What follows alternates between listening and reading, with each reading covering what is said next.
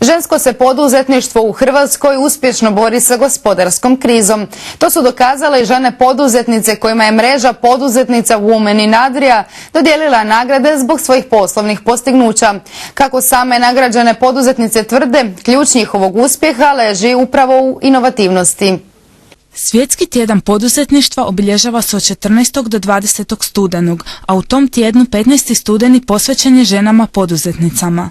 Upravo tim povodom mreža poduzetnica Women in Adria dodijelila je nagrade ženama koje su prema odabiru stručnog žirija postigle veliki poslovni uspjeh na nacionalnoj, ali i globalnoj razini. Imamo 4 kategorije, jer nam je cilj potaknuti poduzetnice od samog početka, tako da imamo kategoriju mikropoduzetnica godine koja je do 5 zaposlenih, zatim perspektivna koja ima više od 5 zaposlenih, potom inspirativna poduzetnica godine, to su one poduzetnice koje su već jako dugo u biznisu, imaju praktički već poslovna carstva, i imamo još start-up poduzetnicu godine, znači to je poduzetnica koja je pokrenula tvrtku koja ima globalni potencijal i često je vezana za tehnologiju.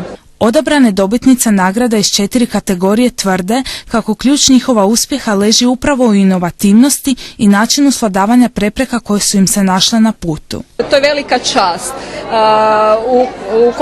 U konkurenciji nominacije je bilo zaista krasnih žena, izuzetno uspješnih žena, no ta nagrada nije bitna samo za nas koji smo bile nominirane. To je zapravo nagrada koja na neki način promovira žensko poduzetništvo u našoj zemlji i zapravo pomaže svima koji se još nisu odvažile za ovaj korak da prema tom koraku krenu hrabrije. Danas kad sagledamo sve prepreke, one su zapravo tu bile samo zbog 2 razloga.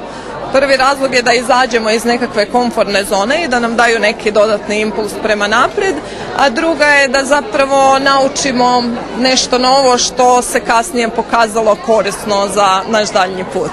Podršku ovim inovativnim ženama pruža i grad Zagreb, kako bi uspješno nastavile nizati poslovne uspjehe.